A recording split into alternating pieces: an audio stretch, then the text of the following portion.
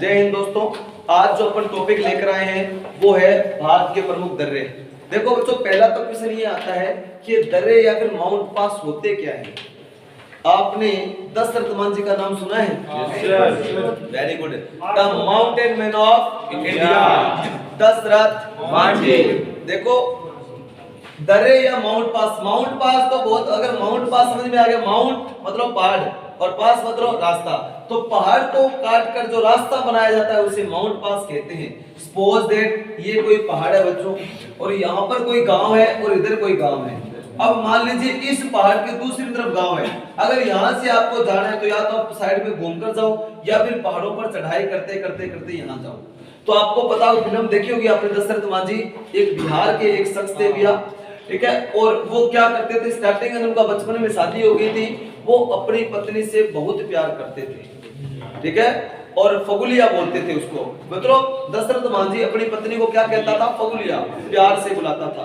और भैया अब इतना ज्यादा लगाव था फगुलिया से, सारे दिन बस जो भी काम करते थे, फगुलिया तेरे लिए ये लेकर आया। बहुत गरीब था लेकिन इतना ज्यादा प्यार था उससे। दो बच्चे तो हो चुके थे, दो लड़कियां थी। अब जब उसका तीसरा बच्चा होने वाला था, उसके जो फगुलिया थी उसके पेट में दर्द हुआ। तब भैया दर्द हुआ तो डिलीवरी होने वाली थी, और जो उनका गांव था बिल्कुल ही पिछड़ा हुआ था, और वहां पर कोई भी डॉक्टर या फिर नर्स या कुछ मेडिकली कुछ भी सुविधा नहीं थी। उसको ले जाने के लिए सिटी में जाना पड़ा। दर्द हुआ तो उन्होंने कहा कि दर्द सहन नहीं हो रहा है तो क्या डिलीवरी होने वाली है, फटाफट उसको क्या करो, चलो सिटी में लेकर चलते हैं। अब क्या, बीच में पहाड़ आया, पहाड़ है तो अब क्या करें। अब भैया गांव के अंदर ऐसी सुविधा थी, एक चारपाई होती है, चारपाई के चार व्यक्तियों ने मिलकर के आपने उठा लिया, और उसके ऊपर कौन थी? उसकी पत्नी थी।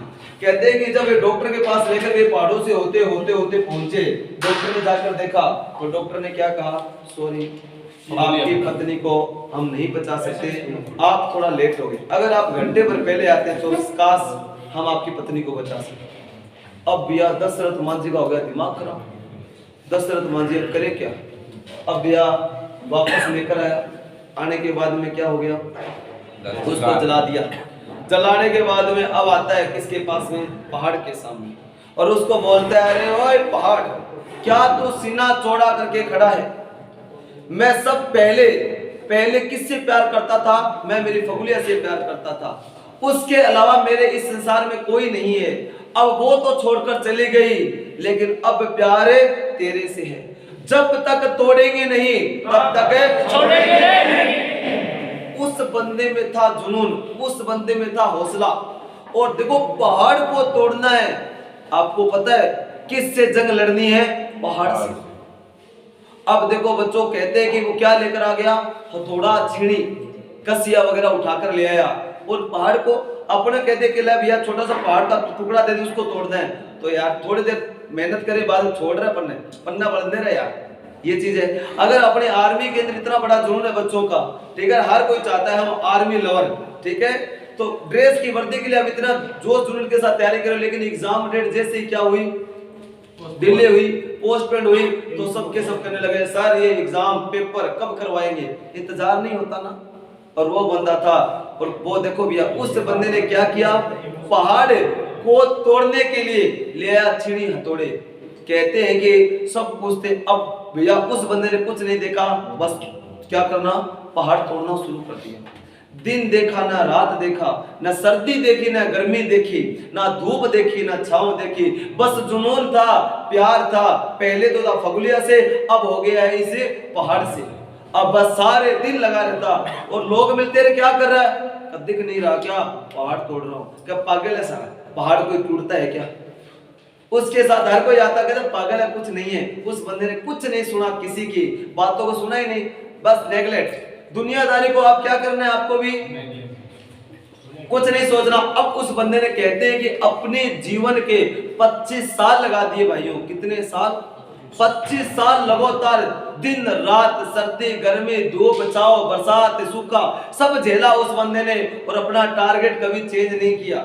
जुनून था उस बंदे में। उस बंदे ने 25 साल जीवन के लगा दिए, और उसने 50 किलोमीटर लंबा पहाड़ को तोड़ डाला, और क्या बना दी? सड़क बना दी। ये है वो बंदा दशरथ मांझी। बस अब उसके बाद में पूरे भारत में छा गया। दशरथ मान जी मीडिया वाले पहुंच गए, अरे देखिए इतने बड़े पहाड़ को तोड़ डाला किसने, दशरथ मान जी ने, कितना बड़ा बंदा है, जबरदस्त बंदा है। बाद में तो सब आ जाते हैं बच्चों, ये चीज है। अब उसके बाद में उसके पास में मीडिया वाले, दशरथ मान जी आपका सब इंतजार कर रहे हैं, आप कुछ अपने सफलता के लिए कुछ बोलिए, दो शब्द कहिए। अब दशरथ मान जी ने कहा मैं क्या कहूं, मैं क्या कहूं, मैं तो एक अनपढ़ हूं, मैं तो एक गरीब हूं, मुझे क्या आता है, मैं क्या लोगों को सीख दे सकता हूं।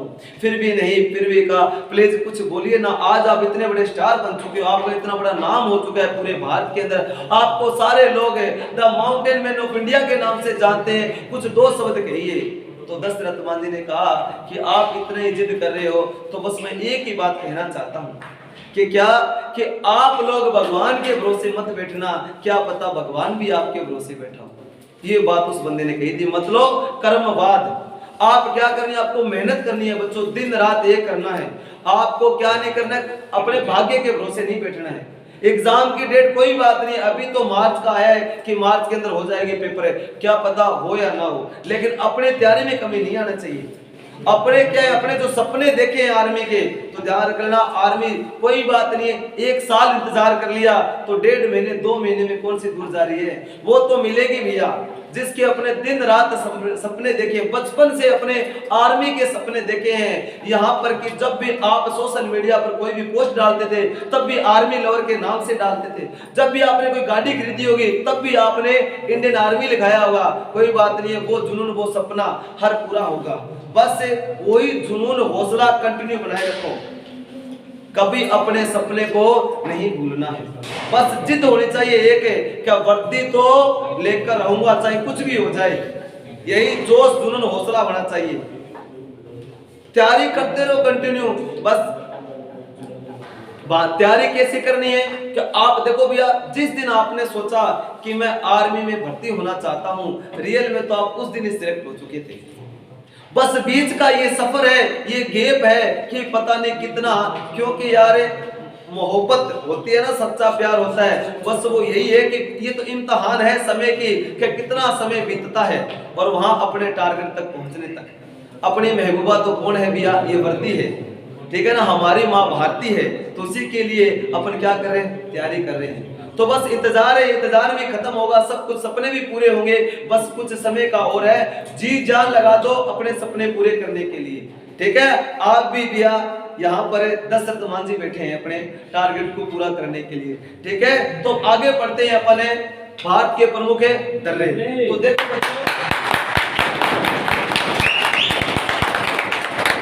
अब देखो अपन पढ़ते भारत के प्रमुख है दर्रे, माउंट पास। अब देखो पहाड़ पर काट के जो रास्ता बनाया जाता है उसे क्या कहते हैं, दर्रे कहते हैं। अब देखेंगे भारत के जो प्रमुख दर्रे हैं अलग अलग क्षेत्रों में, जो भारत के लिए बहुत ही महत्वपूर्ण है, वो देखेंगे फटाफट।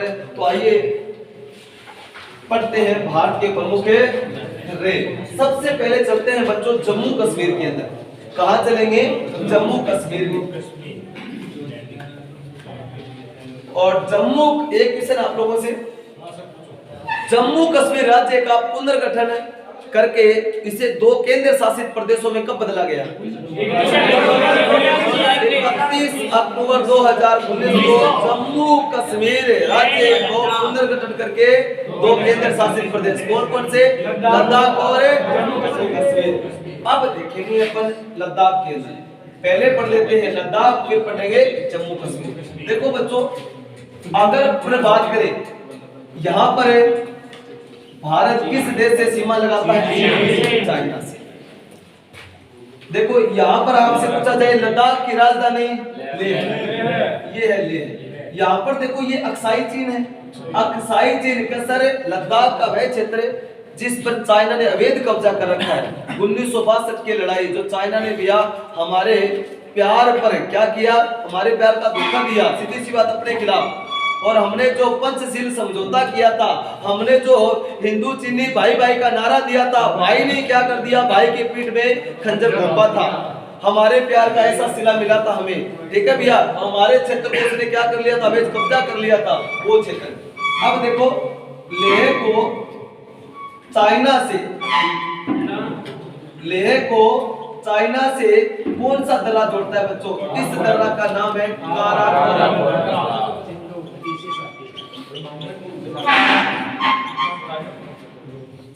हाँ भाई बातें नहीं, साइलेंट। काराकोरम दर्रा, पहला तो क्वेश्चन आएगा कि काराकोरम दर्रा कहां पर है? उत्तर रहेगा लद्दाख। काराकोरम दर्रा कहां पर है? लद्दाख। देखो अपन इंडिया लेवल पर बात करें तो काराकोरम दर्रा लद्दाख में है, बट ये किसको जोड़ता है? आपसे पूछा था लेह को चाइना से। रियल में बच्चों काराकोरम दर्रा अपने पास है ही नहीं। ये चाइना को पाकिस्तान जाने का रास्ता प्रदान करता है इंटरनेशनल लेवल में। लेकिन अपन हाँ बिल्कुल, क्योंकि इस क्षेत्र के ऊपर किसका अधिकार है? चाइना का। इस हिसाब से व्यापार करते हैं चाइना पाकिस्तान के साथ में। काराकोरम दर्रा के ऊपर अधिकार किसका? चाइना का है। बट अपन जब, क्योंकि अपन भारत के हैं तो सारी चीज को अपने वे में समझते हैं, मानते हैं कि अपना क्षेत्र आज भी अपने भारत के मैप में अपना हिस्सा ही बताते हैं। ठीक है, अपन ये भी क्षेत्र भी लेंगे, ज्यादा समय की बात नहीं है। बस ये आपकी भर्ती पूरी हो जाए, फिर होनी है लड़ाई चाइना के साथ में। तो ठीक है, काराकोरम दर्रा कहां पर है? लद्दाख में। किसको जोड़ता है? लेह को चाइना से कनेक्ट करता है। लेह को चाइना से जोड़ता है। कौन सा भैया? काराकोरम दर्रा। देखो इधर बात करें, जम्मू कश्मीर की दो राजधानियां हैं। एक तो है बच्चों ग्रीष्मकालीन, एक है श्रीनगर। ग्रीष्मकालीन राजधानी श्रीनगर, बातें नहीं, ये है श्रीनगर। लेह को श्रीनगर से रास्ता है हमारा सर्वाधिक ऊंचाई पर स्थित है जो नेशनल हाईवे NH-1A ये है।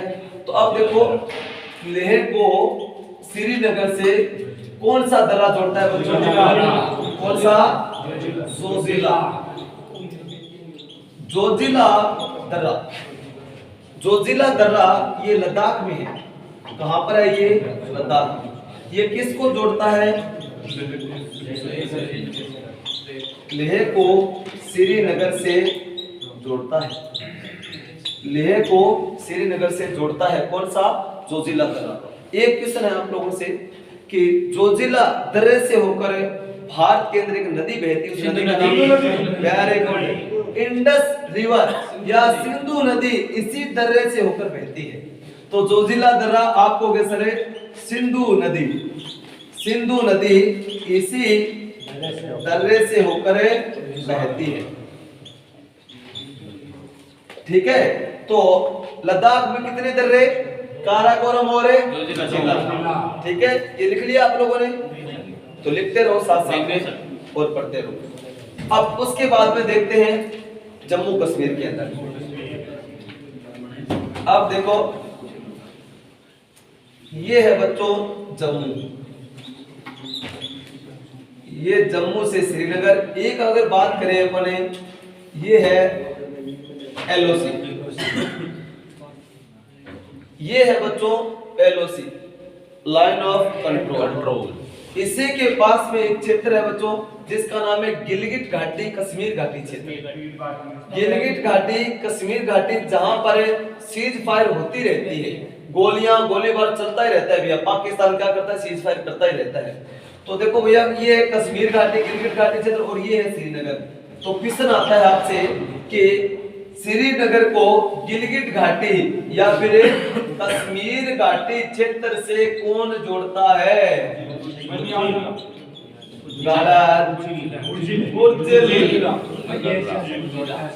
बुर्जिल दर्रा। आप हो गए सारे बुजदिल होते हैं वो इस क्षेत्र में नहीं जाते क्योंकि यहाँ पर गोलियां चलती है। ठीक है, गोले का जवाब तो गोली से दिया जाता है। ठीक है, देंगे अपन सब कुछ जवाब देंगे, ज्यादा टाइम की बात नहीं है, ये अपना क्षेत्र होने वाला है। बस कुछ एक समय की बात हो रहा है, इंतजार करना है। अगर ये कोरोना महामारी नहीं आती तो ये क्षेत्र अपना पास होता आज प्रेजेंट टाइम में, लेकिन इसकी बात है थोड़ा टाइम जिताया हमने पाकिस्तान को। अरे अमेरिका के राष्ट्रपति जो बाइडेन ने कह दिया पाकिस्तान वालों ये क्षेत्र खाली करो, भारत तो बाद में आक्रमण करेगा, उससे पहले मैं सैन्य कार्रवाई करूंगा। ये बात बोल दी है क्योंकि अमेरिका को पता है तेरा सबसे बड़ा जो कट्टर दुश्मन है। देखो अमेरिका का सबसे कट्टर कौन है भैया? चाइना है। क्योंकि आज पहले वो आमने सामने की लड़ाई हुआ करती थी, आज ट्रेडिंग वॉर चल रहे हैं। तो इकोनॉमी पावर के रूप के अंदर अमेरिका को जो मात दे सकता है वो है चाइना। तो चाइना जिस हिसाब से पांव पसार है उसको सिर्फ एशिया महाद्वीप में रोक सकता है, तो वो है अपना प्यारा भारत। ठीक है, और भारत का सपोर्ट कौन करना आज कर रहा है? अमेरिका कर रहा है। अमेरिका नहीं तो अपने से कभी बात तक नहीं करता था। आज हमारे देश की पावर बड़ी है भैया, तब अमेरिका हमारे तले में चाट रहा है, सीधी सी बात है। तो अमेरिका किसी को पूछता तक नहीं है, अपने भारत के साथ तो वैसे ही दुश्मनी रही है। ठीक है, ये चीज है।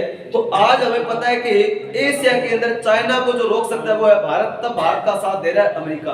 ठीक है, आज हमारा बहुत ही मित्र, खास मित्र बना है अमेरिका। ठीक है, तो अमेरिका ने भैया क्या हुआ था, यूएनओ की जो बैठक हुई थी, महासभा, ठीक है, जनरल असेंबली की जो बैठक होती है प्रत्येक साल न्यूयॉर्क के अंदर, तब मोदी जी को बुलाया था। आप पहले आप आइए और अपन क्या करते हैं, व्हाइट हाउस में बैठकर बात करते हैं। ठीक है, व्हाइट हाउस, कभी मोदी जी बाहर कभी व्हाइट हाउस के फोटो खिंचवाया करते थे। आज उन्हें स्पेशल, ठीक है ना, गेस्ट के रूप के अंदर उनको निमंत्रण दिया था। ठीक है, तब गए थे तो भारत के लिए। तब उन्होंने कहा था आप टेंशन मत लीजिए, भारत को हम सिक्योरिटी काउंसिल, सुरक्षा परिषद का वेटो पावर दिलाकर छोड़ेंगे।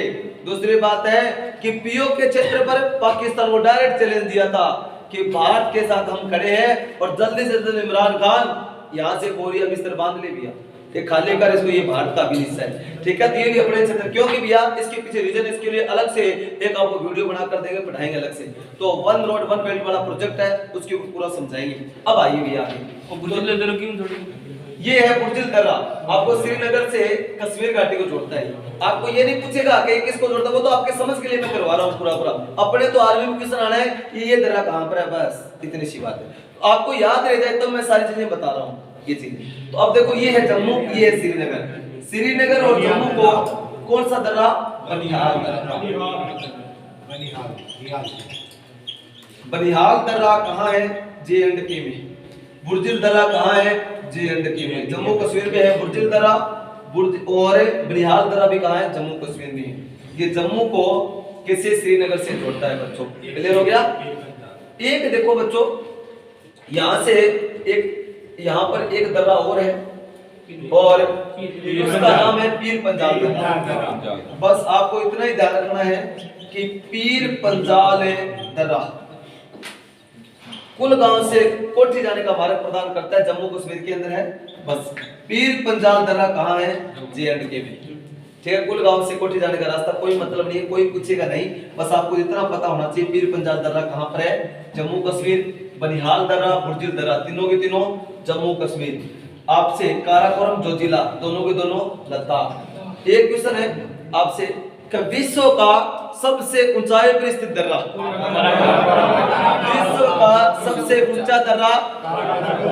एक क्वेश्चन है, backbone of the Himalaya, Himalaya का मेरुदंड किसे कहा जाता है? काराकोरम रेंज को। काराकोरम की पहाड़ी है, वहीं पर ये दर्रा है। ठीक है ना, हिमालय का मेरुदंड काराकोरम की पहाड़ी को कहा जाता है।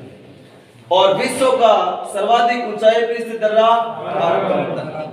ठीक है, ये चीज है बच्चों। तो आगे बढ़े अपन, और यहीं पर भैया क्या है? लद्दाख का पठार, जो कि भारत का सबसे ऊंचा पठार। ये भी अपने रिलेशन की भर्ती में आया कि भारत का सबसे ऊंचा पठार लद्दाख का पठार, विश्व का सबसे ऊंचा पठार कामेर का पठार। ठीक है, तो आगे बढ़ते हैं अपन, मिटा दो इनको, जल्दी लिखो फटाफट, पानी पी लेता हूँ, लिखो।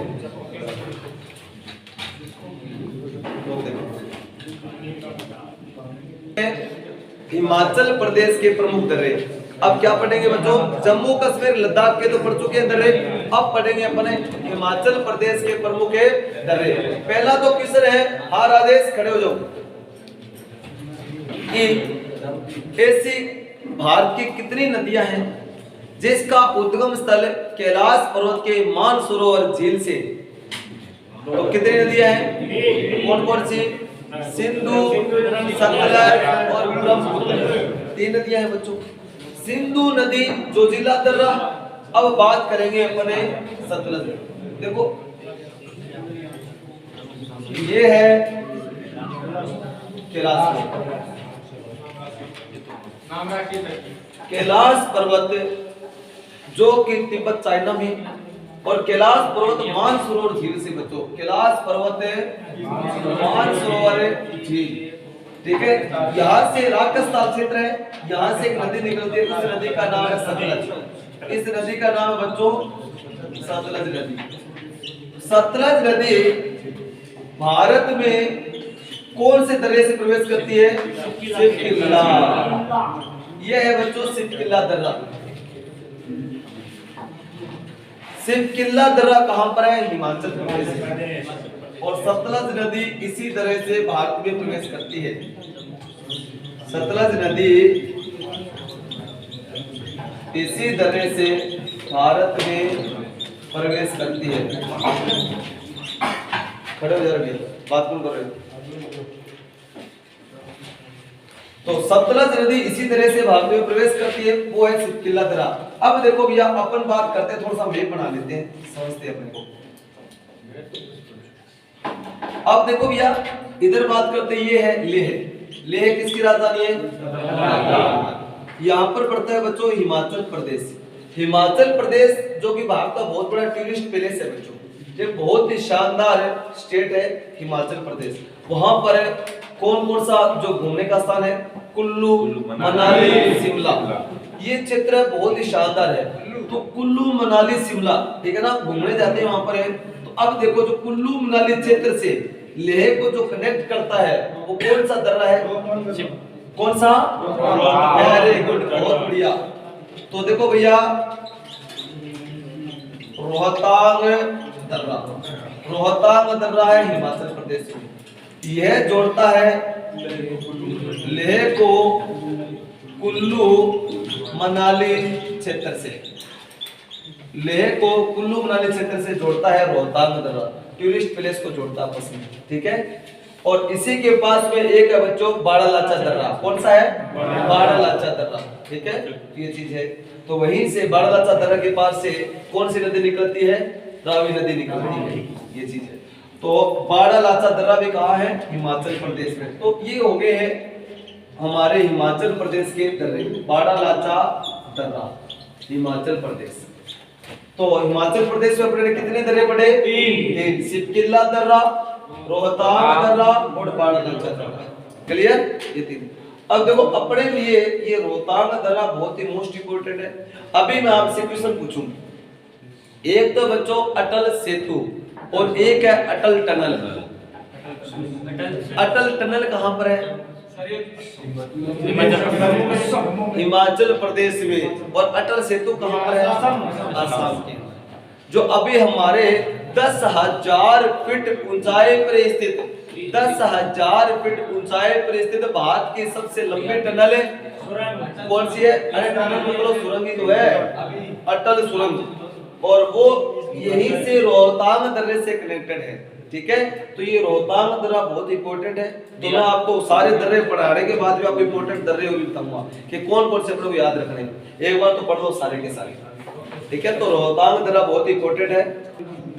अब देखो भैया ये अपने हिमाचल प्रदेश के दर्रे पढ़ चुके हैं। अब चलते हैं बच्चों उत्तराखंड के दर्रे, ठीक है। अब पढ़ेंगे अपन कौन से? उत्तराखंड के दर्रे। देखो भैया अभी एक दर्रा बहुत ज्यादा चर्चा में रहा है और वो है उत्तराखंड में। और वो कौन कौन सा दर्रा है? उत्तराखंड। अब अपने देखो हमारी मान्यता है कहां पर है? देखो तिब्बत चाइना, बोले तो कैलाश पर्वत है, ठीक। कैलाश पर्वत जो मानसरोवर की हमारी जो पैदल यात्रा करते हैं उसी से हमारे सारे कनेक्टेड दर्रे हैं। ये कौन कौन सा है? लिपू लेक भी है, माना है, नीति है, ठीक है। तीनों के तीनों दर्रा उत्तराखंड में पड़ेंगे अपन।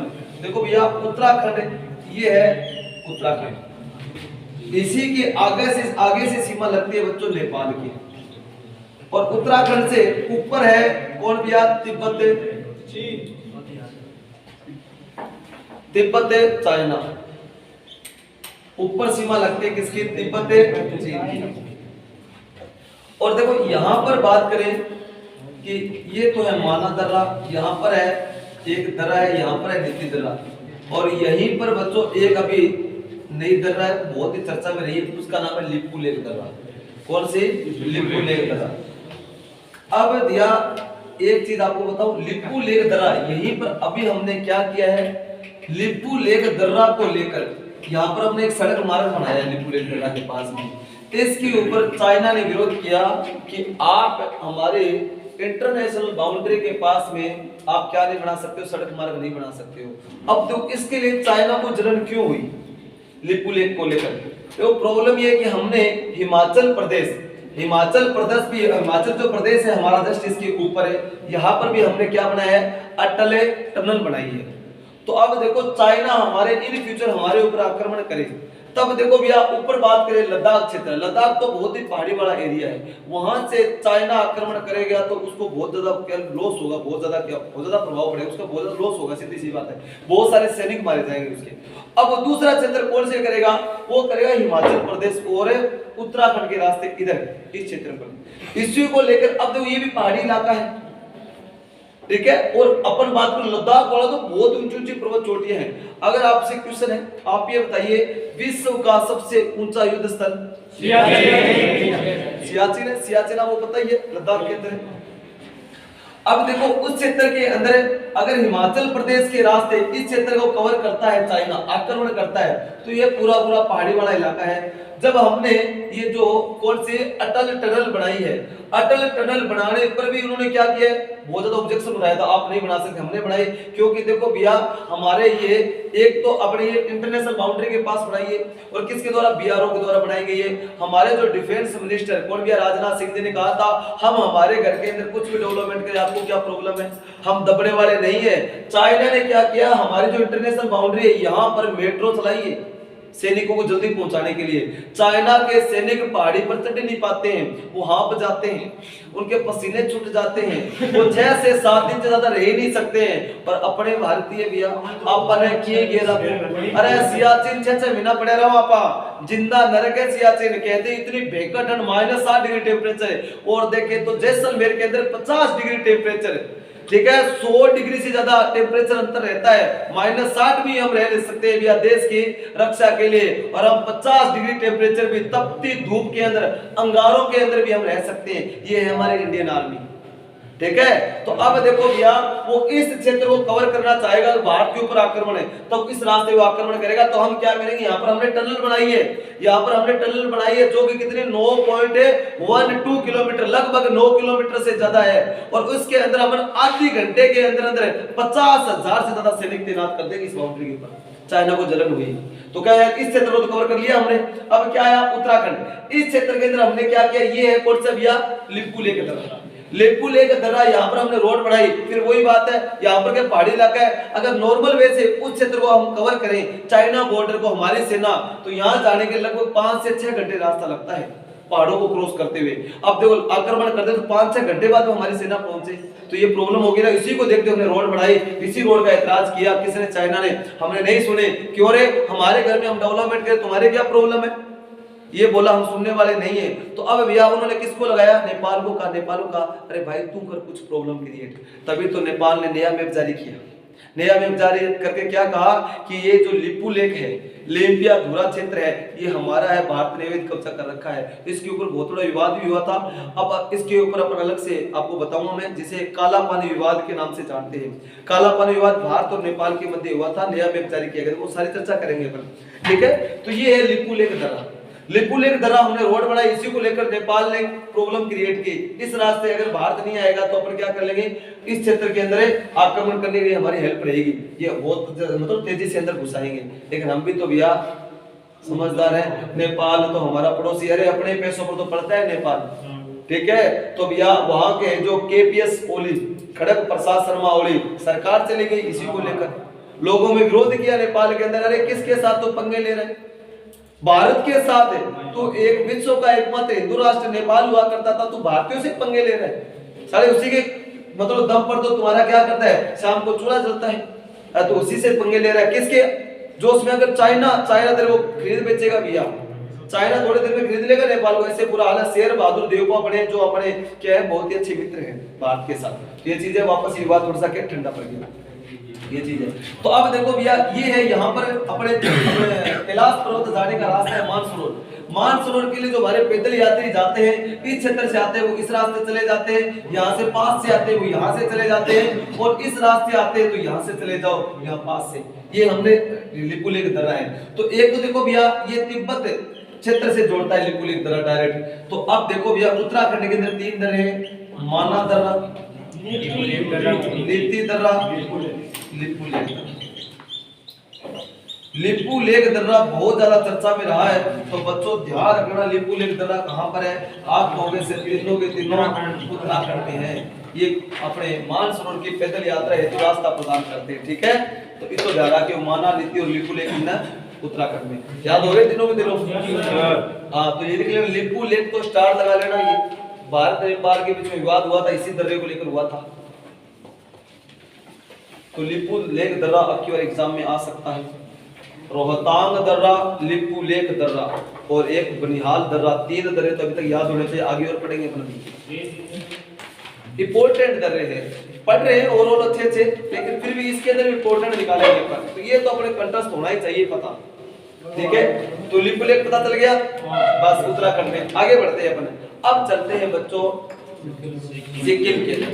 सिक्किम के अंदर दर्रों से क्वेश्चन आता है ना माउंट पास से, तो सबसे इंपोर्टेंट है नाथुला दर्रा। कौन सा है बच्चों? नाथुला। अब इसकी चर्चा करते हैं फटाफट, मिटा दूं।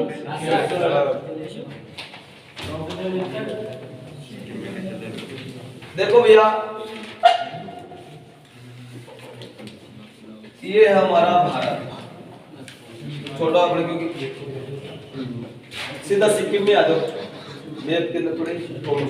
तो देखो भैया ये है हमारा राज्य सिक्किम। सिक्किम बात करें भारत का दूसरा सबसे छोटा राज्य, सबसे छोटा गोवा के बाद सिक्किम की सीमा इधर तो नेपाल से, इधर भूटान से और इधर तिब्बत चाइना से, ये चीज है। अब देखो भैया नाथुला दर्रा, आपको पता होगा हमारा भारत है सोने की चिड़िया कही जाती थी पहले। आपने बहुत सारे जो बुक है उनमें देखा होगा कि भारत हमेशा सोने की चिड़िया क्यों कही जाती है, इसके पीछे रीजन पता है आपको? बताता हूँ। देखो भैया भारत का सबसे पुराना जो हमारा धंधा था या व्यापार था वो क्या था भैया? सूती वस्त्र उद्योग। हमारे जो कपड़ों की विदेशों में बहुत ज्यादा डिमांड थी। हम क्या करते थे, हमारे देश के अंदर सूती वस्त्र उद्योग बनाते थे। और देखो भैया आपको पता होगा सिल्क रोड के नाम से, ये क्वेश्चन मोस्ट इंपोर्टेंट है, ये आया था आपकी बार एनडीए में। तो सिल्क रोड के नाम से किसे जाना जाता था? देखो भैया सिल्क रोड का निर्माण राजा कनिष्क के द्वारा करवाया गया था। और ये था कि भारत पहले क्या करता था कि सर हम पहले विदेशों से व्यापार करते थे, जो मध्य एशिया से हम भारत व्यापार करता था। तो मध्य एशिया में व्यापार करने के लिए जो रास्ता प्रदान करता था वो कौन सा था? नाथुला दर्रा। कौन सा था बच्चों? नाथुला दर्रा। ये है बच्चों कौन सा?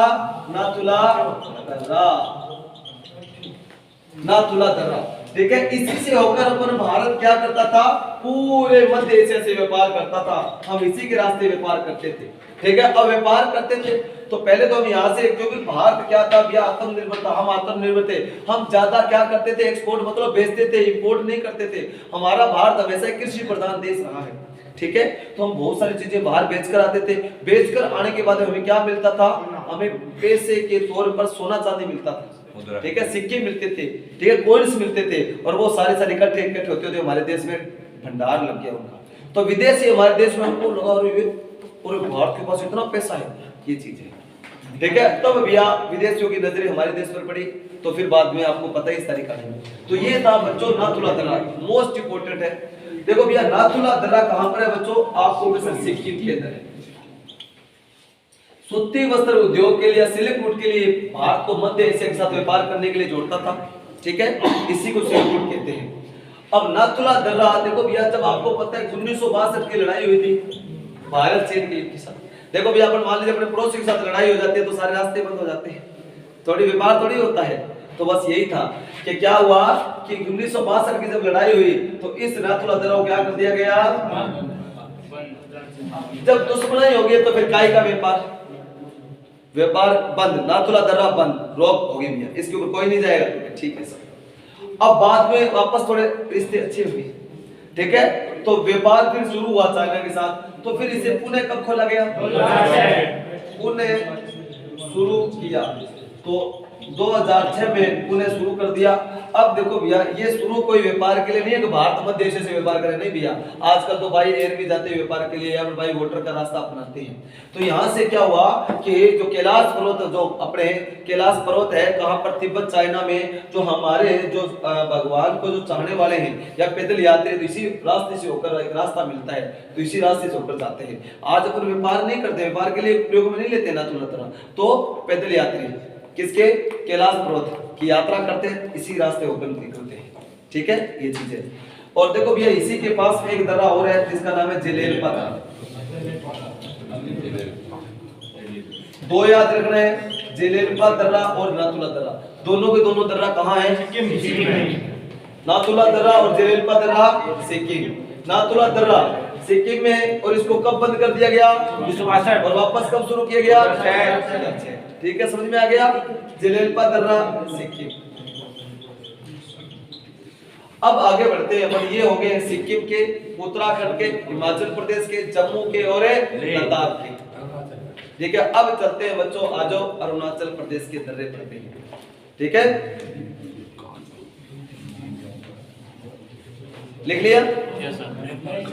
लिखो लिखो फटाफट।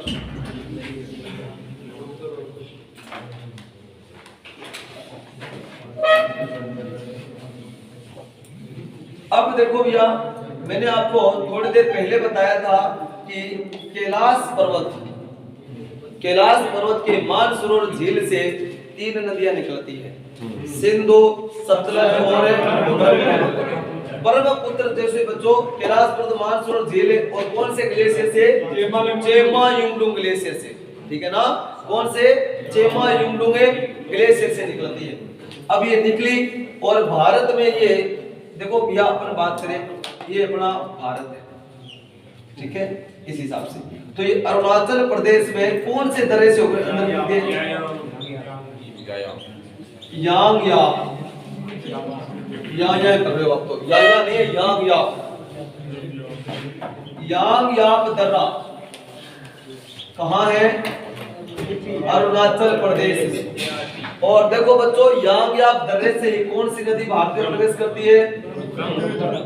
ब्रह्मपुत्र नदी भारत में प्रवेश करती है। ठीक है, इसको ब्रह्मपुत्र नदी को ब्रह्मपुत्र के नाम से नहीं, यांग नदी के नाम से, ठीक है, यांग नदी के नाम से इंटर करती है।